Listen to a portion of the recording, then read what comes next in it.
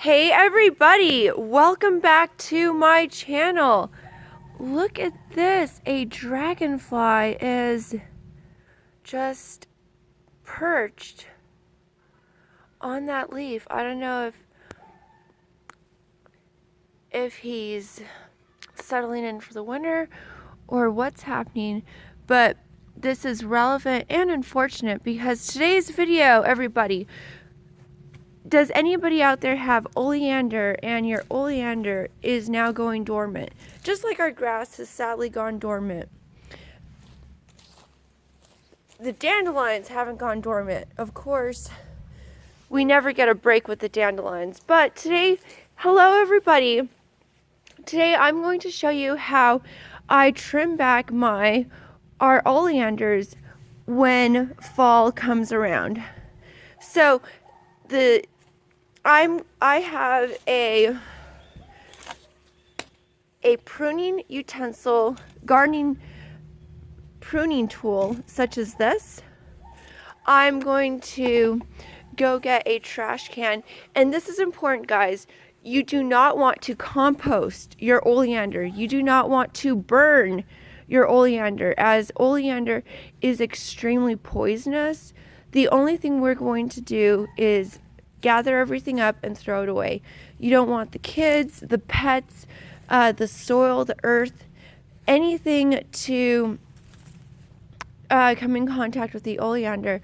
Although it is a beautiful plant, bush that I certainly enjoy, our family enjoys, but it's time to trim this back because the entire oleander plant is poisonous.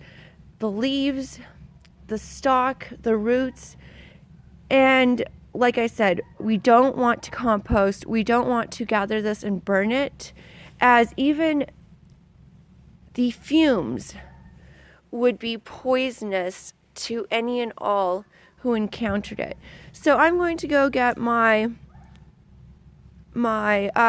trash can, and I'll be right back. Hey everybody, so I'm back. We have our trash can, our gardening, pruning, my gardening shears that are good for pruning bushes, small branches, etc. And I have my gloves, one of which I still need to put on. So I'll do that.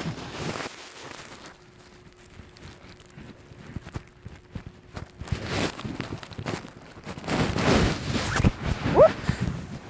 All right, everybody. So at this point, you want to notice how in the past we trim the stalk at about 4 to 5 inches. We're going to do that once more. So coming in at the bottom, and so I try to locate the part of the stalk where there's no more leaves. Oh, sorry guys, it's a little difficult to film, narrate, and garden. Oh goodness. Oh, my shears are a little dull. I really need to look into sharpening my gardening tools. So ouch. Oh goodness. Here we go. So notice how with this stalk, I try to trim it below the leaves. That's mainly what we want. But going in, here we go, and at an angle, and if we can, try to immediately put the oleander into the garbage, because the leaves are poisonous, everything is poisonous, and I'd rather just throw everything away. So trying to trim at the diagonal. Let's get it done.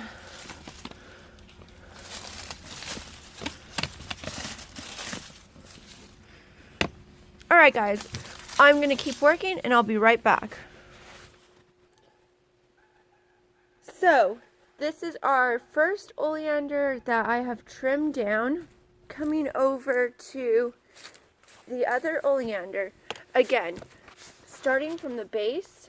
And you guys, I love oleander. Our oleanders have the most beautiful fuchsia flowers throughout the spring and summer, but this is not a plant I recommend for anyone who has small children. This is not a plant I recommend for people who have livestock, goats, horses, cows in the pasture, or this is not a plant for those who have children and or pets who could get into who could come in contact with your oleander and consume any part of the plant, as it is very, very poisonous. I have a small chihuahua that fortunately does not, but actually my chihuahua is rather unique and doesn't like to get his little paws dirty and rarely deviates from the sidewalk. So his natural walking path wouldn't come close to the oleander. But regardless, keep your oleander away from pets and animals, as it is very, very poisonous. And again, if you are going to have an oleander, it is going to go dormant if you live in a cooler season climate. I'm not sure if it would go dormant if you lived in Arizona or California, but here in New Mexico in the fall it gets cold, and it gets cold rather quickly, and we had our first freezing temperatures not too long ago, and in fact we already had a little snow flurry where it snowed for a few hours, or rather it flurried.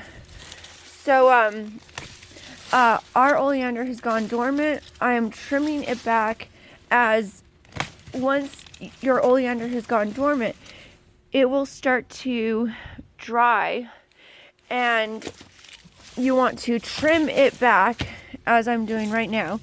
Trim it back from the bottom. And again, I cannot reiterate this enough. We do not want to compost. In this household, we believe in composting. We believe in recycling, but there is nothing to compost as far as my knowledge.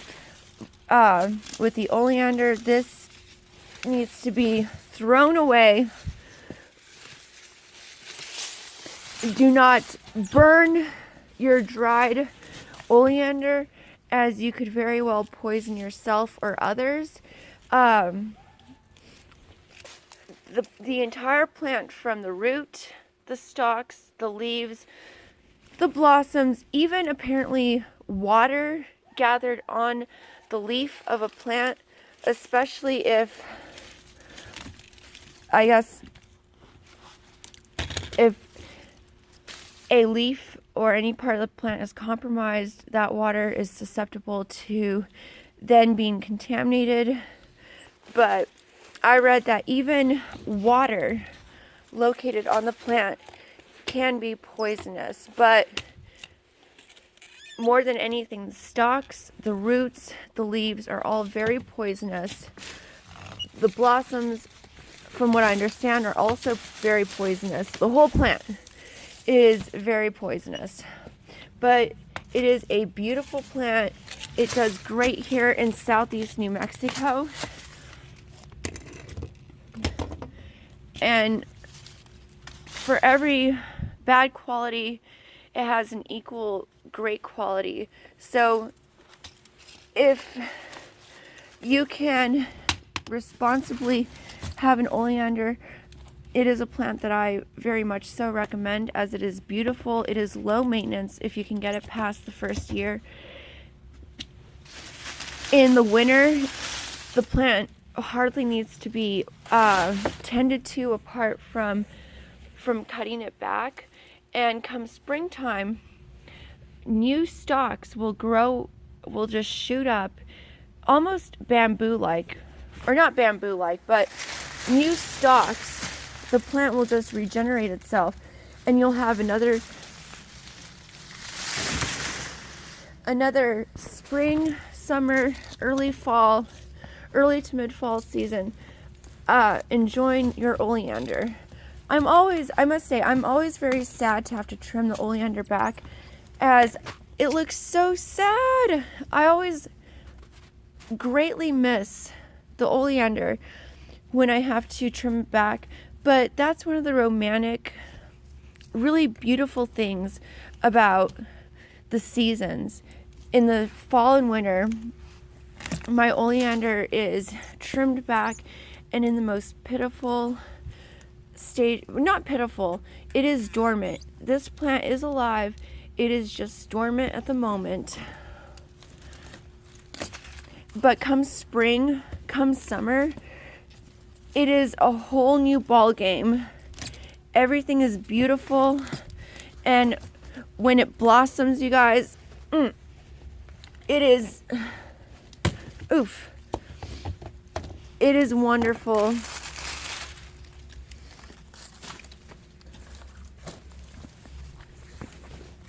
So, again, another oleander down, 2 more to go, and I won't bore you guys by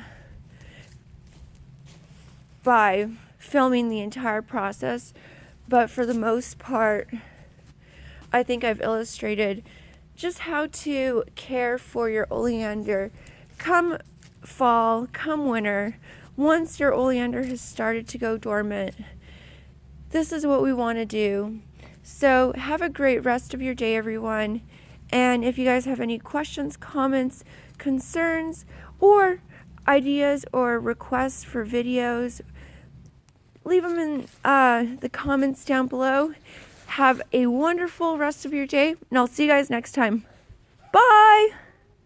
What, kitty? What? What? But anyway, guys, have a great rest of your day, and I'll see you guys next time. Bye!